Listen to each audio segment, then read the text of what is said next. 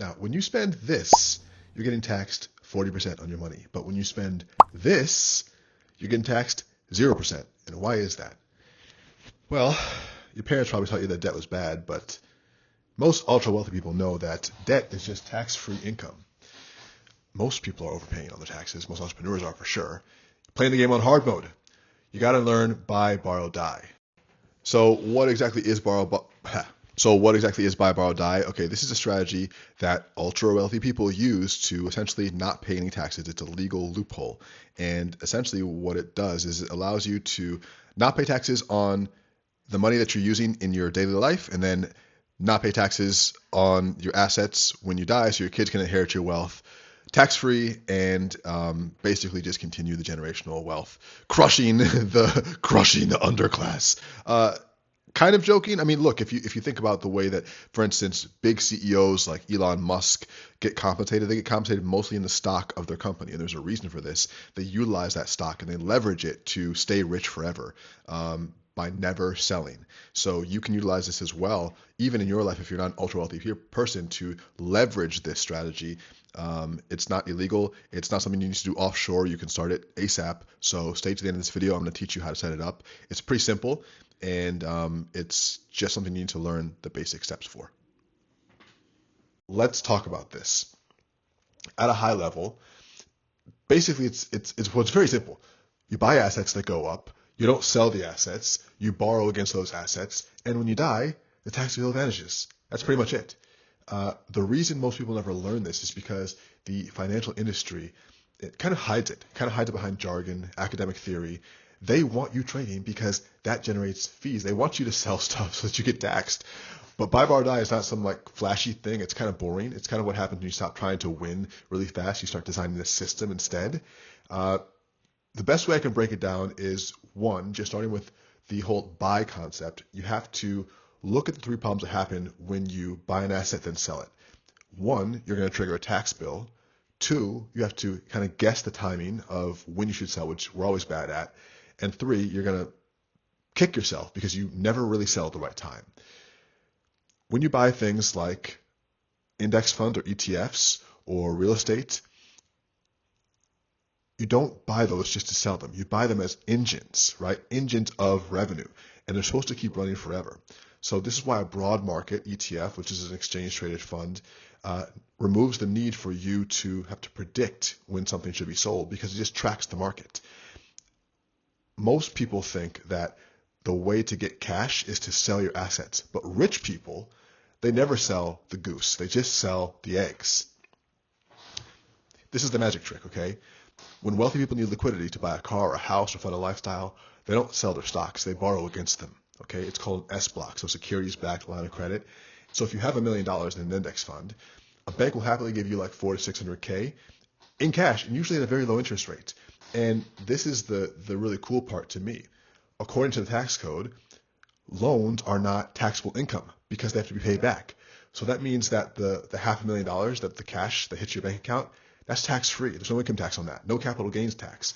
And the original million, that asset that you have, that you're taking a loan against, stays invested in the background, still compounding. So this is how the wealthy families really create spendable cash without triggering a taxable event, which is really important. So third phase, buy, borrow, die, which I know the third phase sounds kind of morbid, but really this is beautiful because there's this thing called the step-up basis. So let's say that you buy an Apple stock in 1990, and today, it was worth $10 then, it's worth $1,000 now. So if you sold it to $990 gain, $990, right? But let's say you pass away. Basically what happens is your kids would inherit that stock, and rather than having to pay for the stock being worth $1,000 today, or rather than have to pay for the $990 in gains that you've made, they start over again as if they were just buying that today. So they get the stock over again in their possession as if they paid $1,000 for it, even though you only paid $10 for it, $50 for it, whatever you paid back in the day. And so basically what happens is they get to inherit all that wealth without ever paying taxes on it. And they can also take out loans against it, just like you did. So it's pretty crazy. It just eliminates all the taxes. So this is not a bug of the system. This is a feature. Wealthy people specifically created this to be able to do this. It's designed to reward long-term ownership. And if you've been using the borrow strategy your whole life, where you are borrowing against your assets and never selling them, then you'll never run out of, I mean, you have to be able to do this within reason. But this is not just like a tax hack. This is a mindset. This is a mindset of understanding that assets are the real way to get wealthy. You're never going to get wealthy with an income. You are never going to be able to outpace inflation, and you're never going to be able to make more money yourself than an asset can generate. So all of the money that you have set aside in your buy, borrow, die account, well, really, buy, borrow, die is a strategy. You want to put it into an account, and Ryan calls it a swan account.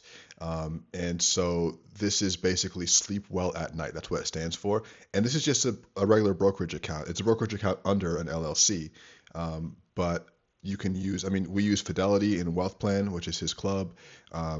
But there's Charles Schwab or Vanguard. Any of these are just brokerages, and you are essentially just setting up an account where once the assets are purchased on a regular interval, then you just never sell them, and you're just constantly stacking. And you build that as your nest egg to be able to, over time, leverage it. Over time, be able to take out loans against it. And this is what is going to not only build your net worth, but also make it so that you can play the same game that the billionaires are playing at your own scale. And the only thing that's stopping you is how much you're pouring into that. So buy, borrow, die is not just a little loophole. It's a whole mindset. And I was talking about this with Ryan Leslie, who's one of our authors. He's coming out with a book called The Wealth Plan Way. I think this chapter on buy, borrow, die is chapter 5. But New Wave Press, my publishing company, is putting this out. So if you want more info on that book, I'll put the VIP link for just early bird signups for notifications when that book drops. And if you guys don't know Ryan, I'm really excited that he's finally releasing a book. Most people just think of him as a Grammy-nominated musician, which he is, but he's also a genius. This guy went to Harvard at 15. He became obsessed with investing. He learned from all the best people. So this book is really cool because it's going to get back a lot of his strategies and also showcase how everyday people have been using the wealth plan strategies to build amazing portfolios. So anyway, I can't think of a better person to teach us. And what's so cool is that all of our authors have this in common. It's like they've mastered what they're great at. They're experts, and now they're using books to leverage themselves to be really the number one authority in their space. So if that's you, by the way, you should at least think about publishing a book. I'll put a link down to explain more how New Wave creates books for our expert authors in the link here as well. But you can check that out below. And if you got value from this video today, don't forget to like and subscribe. That's what a good YouTuber would say, right? Don't kill your compounding engine. Don't hide your wisdom. I'll see you in the next video. Peace.